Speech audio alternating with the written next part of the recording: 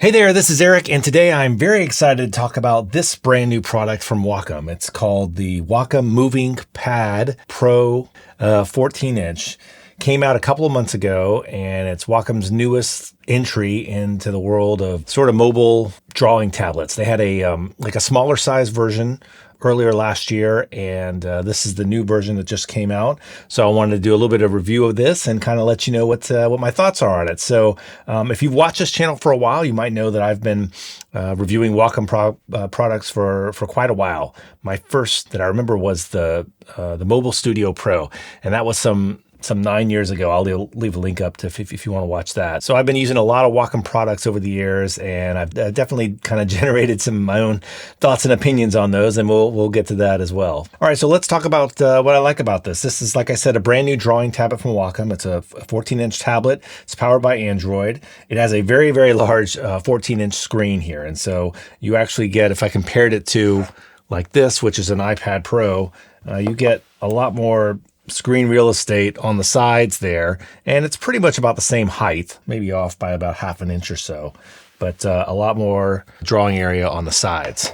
It's very light for its size. I don't know what the exact weight is, but it comes in comparable to an iPad Pro.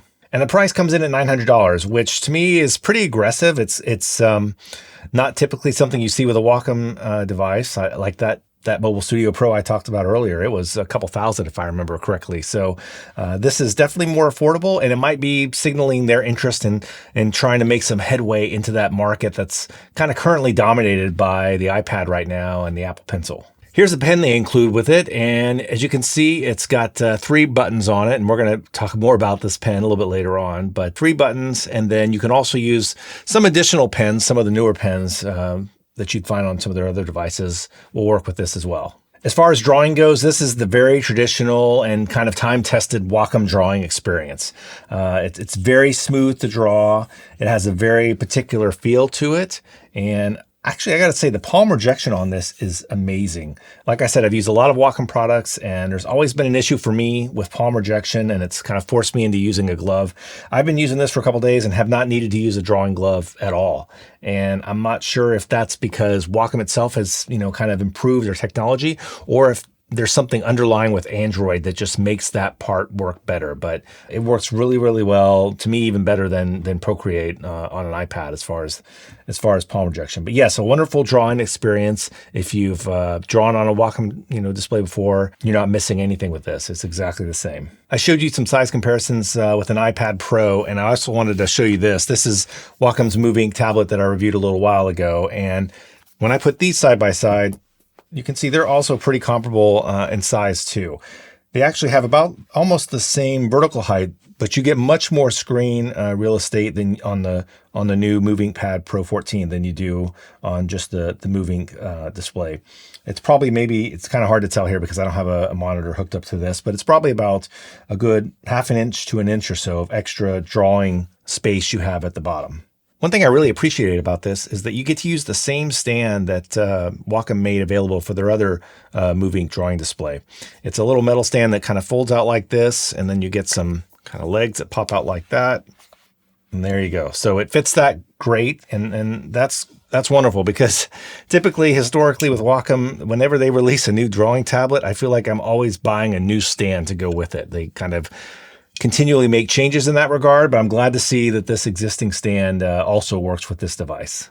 All right, let's talk about some of the other hardware features of the device itself. The back is kind of like a hard plastic kind of feel to it, I guess you'd call it, which is different than what you'd see with other devices, which typically have adopted that sort of iPad kind of metal finish. So that's a nice difference there. As far as buttons go, you have power button here, which is a little bit recessed. I wish it was a little bit more, stuck out a little bit, because it's kind of hard to feel around and find this button. You have no real indication that you're on the button to turn it on or off. There's a little volume rocker here, up and down. And then here you have an SD card slot. And this is something that I think really could have been improved a little bit more before shipping. So to get at this, I can't get my finger in there to pop it open if there's a certain way to do it. So I've been taking the pen and kind of sticking it under here. And there you go. Now they opted for the micro, the mini, whatever the micro SD card is. That's okay. The issue is that when you put that in there, they actually are aware that once it's in there, it's hard to get out. Like you can't really get your finger in there to hit it to make it pop out, probably due to the thinness of the device in general. But what their solution is, they give you this device here. It's a little piece of plastic. I don't even know if the camera can focus on that or not. This little piece of plastic here that you can use to push in to make that spring actuation happen so that you can get the SD card out of there. Not the best implementation, but I'm glad at least they have, an SD card as an option. They do have a cover you can get for this device. Here it is right here. And attaching it is pretty easy. You just find on one edge, you have these two little kind of holes, little magnets, and you can kind of just push it up there and it snaps, and then you can fold it over. Now, it's not like iPad covers where if you fold it over and then you open it back up, it turns on. It does not do that. In fact, you can't even tap this with your finger to turn it back on. You either need to hit the power button here, or you can use the pen to start drawing on it, and it'll pop open immediately to their built-in drawing app, which we'll get to in a second. Overall, it's a great case. I'll definitely keep mine in it. It costs $60, and I really wish they had just included this instead. They do include some speakers on this device, but honestly, they're not that great, so there's no point in really, testing them or showing them to you. Just know that they exist if you need them. All right, so let's talk about some of the apps that Wacom includes. They include two main apps right out of the box, and one of them is called Wacom Canvas here, and the other one is called Wacom Shelf. So Wacom Canvas is their kind of default sketching drawing app that they include. And as I mentioned before, the feel of it is great. The palm rejection is great. This app just isn't really that great. I'm hoping they do some improvements over the coming months, because it could be just a little bit more than it is right now. So for example, you have your standard pencils and erasers and a pen tool. What you don't have are anything to kind of cut or copy and paste, or any sort of lasso tool, or any sort of layer support. This is really just strictly a almost quick sketching application, which is great because a lot of times you might just want to pull it out and sketch out, an idea that you just came up with. So it'll serve in that regard. But if it was just a little bit better, it could be, more of like the default app you might use on this device for sketching. So this is the sketch app here. Now, if I swipe up and go over to the Wacom Shelf app, that is their app for kind of looking at all your drawings. So if I click on this here, you can see the little squiggly line there that I just did. Every time I do a drawing, it shows up here. Now, let's say if I click on this and then I click this pencil down here and say, I'd like to edit this drawing in Wacom Canvas. It pops to me over there. I'm gonna draw a circle on there.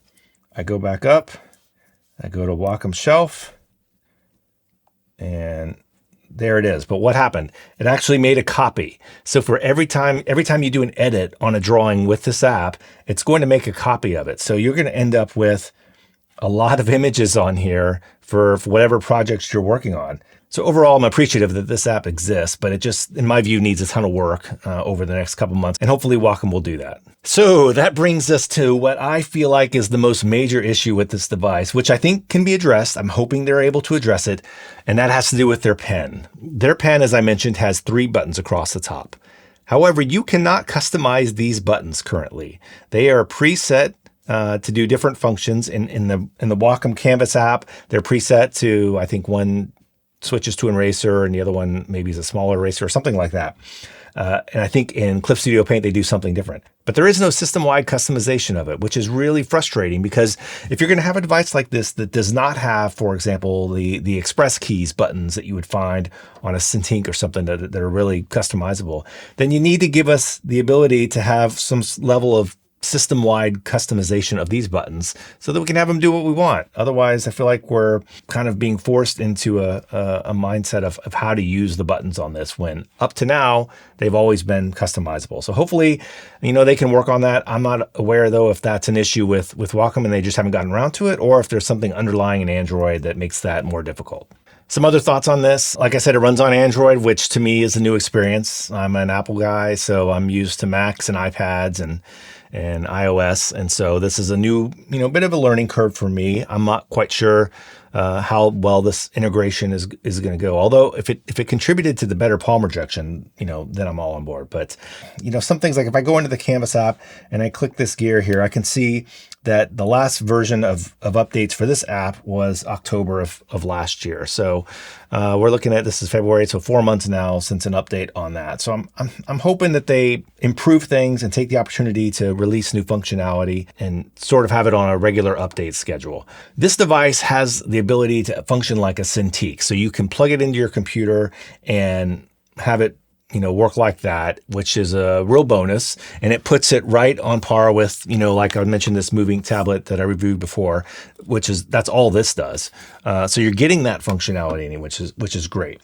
I've not tried it yet though, because the setup, it seems a little bit arcane at this point. You have to put this device into what they call a debug mode, and then you've got to install some special software on the Mac so that they can connect. And I'll try it at some point. I just have not yet. 'Cause usually I'm just used to plugging these in and having them work. So kind of a bummer that isn't the case. I suspect that might be an Android issue, but we'll have to see. And that kind of gets to some general workflow thoughts I have, especially when you're like trying to work with files and go back and forth between, for me, a Mac and this device. So, for example, I was doing some sketches and just kind of messing around, and then realized I could not airdrop them to myself.